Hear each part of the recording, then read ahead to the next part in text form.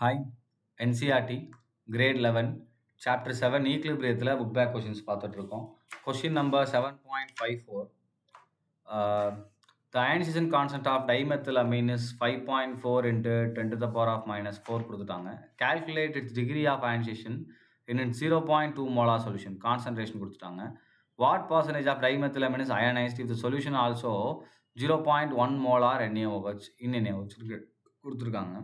So 1 molar NaOHல இருந்தால் அதோடைய சொல்யூஷனுடைய concentration நமக்கு என்ன ஆகும் அப்படின்னு கேட்டிருக்காங்க. ரைட்டா? So will start. இப்போ பார்த்தீங்க அப்படின்னா இங்கே நம்ம first alpha degree of ionization கண்டுபிடிக்கலாம். So alpha that is equal நமக்கு என்ன தெரியும் அப்படின்னா root of KA divided by C or KB. ஏன்னா இங்கே பேஸ்னால அப்போ KB வேல்யூ என்ன கொடுத்துருக்காங்க பாருங்கள் 5.4 into 10 to the power of minus 4. அப்போ 5.4 into 10 to the power of minus 4 divide by concentration பார்த்தீங்கன்னா 0.02 மோலார் கொடுத்துருக்காங்க. ஸோ இதுக்கு ரூட் எடுக்கலாம். அப்போ ரூட் எடுத்தோம்னா நமக்கு ஆல்ஃபா வேல்யூ பார்த்தீங்கன்னா 0.1643 வரும். இதுதானது நமக்கு ஆல்ஃபா வேல்யூ.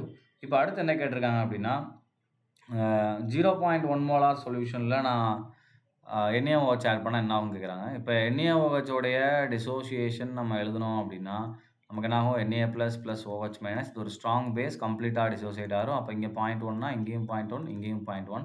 அண்ட் டைஎத்திலமினை பொறுத்த வரைக்கும் டைஎத்திலமின் நான் இங்கே எழுதுறேன் CH3 2 times NH plus H2O நான் இங்கே போடுறேன். ஸோ அது நமக்கு என்ன ஃபார்ம் பண்ணும் அப்படின்னா CH3 2 times NH2 ப்ளஸ்ஸு ரைட்டா and plus OH minus produce பண்ணும். அண்ட் இதோடைய வேல்யூ 0.02ன்னு கொடுத்துருக்காங்க. அப்போ 0.02 மைனஸ் ஆல்ஃபா ரைட்டா. இங்கே நமக்கு எந்த லெவலில் ஃபார்ம் ஆகும் ஆல்ஃபா. இங்கேயும் ஆல்ஃபா தான். பட் இங்கே இப்போ 0.1 வந்துட்டதுனால என்ன ஆயிரும் நமக்கு இங்கே 0.1 ப்ளஸ் ஆல்ஃபா அப்படின்னு வரும் ரைட்டா. இப்போ இதுக்கு நான் வந்து வேல்யூ எழுதுக்கும்போது என்ன ஆயிரும்னா 0.02 minus alpha that is equal to 0.02. அதே மாதிரி 0.1 ப்ளஸ் ஆல்ஃபா இதுவும் நமக்கு என்ன ஆயிரும் அப்ராக்சிமேட்லி ஈக்குவல் டு 0.1. ஏன்னா ஆல்ஃபான்றது ரொம்ப சின்ன வேல்யூ. அதனால் என்ன ஆயிரும் நமக்கு இந்த வேல்யூ ஆட்டோமேட்டிக்காக அப்ராக்சிமேட்லி நமக்கு ஈக்குவல் ஆயிரும். இப்போ இதுக்கு நான் வந்து KB ஈக்குவேஷனில் சப்ஸ்டியூட் பண்ணேன் அப்படின்னா எனக்கு இங்கே வேல்யூ என்ன வரும் பாருங்கள்.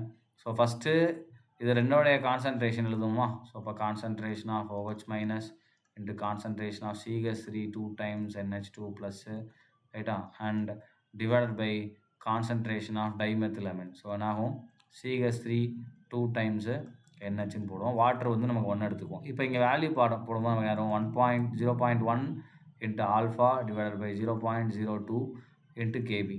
இப்போ ஆல்ஃபா தெரியணும். Alpha that is equal to நமக்கு என்ன வரும் பாருங்கள்.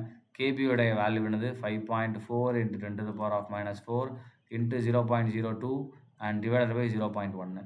ஸோ ஆல்ஃபாவோட வேல்யூ நமக்கு என்ன கிடைக்கும் அப்படின்னா 1.08 into 10 to the power of minus 4. 1.08 into 10 to the power of minus 4. இது ஆல்ஃபா. ஆல்ஃபா பர்சன்டேஜ் கேட்டிருக்காங்க. வாட் பர்சன்டேஜ் ஆஃப் டைஎத்திலமின்னு கேட்டிருக்காங்க. இப்போ பர்சன்டேஜ் கேட்கும்போது என்ன ஆகும் டிகிரி ஆஃப் ionization இன் பர்சன்டேஜில் சொல்லும்போது 1.08 into 10 to the power of minus 2 அப்படின்னு வரும். ஸோ இதான் என்னதுன்னா ஆல்ஃபாவோட வேல்யூ.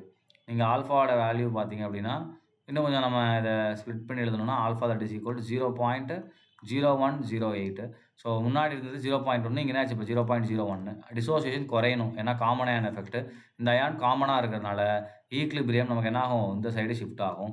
ஸோ அப்போ டிசோசியேஷன் நம்ம குறையணும். நம்ம எதிர்பார்த்த மாதிரி என்ன இருக்குது குறைஞ்சிருக்கு ரைட். தேங்க்யூ.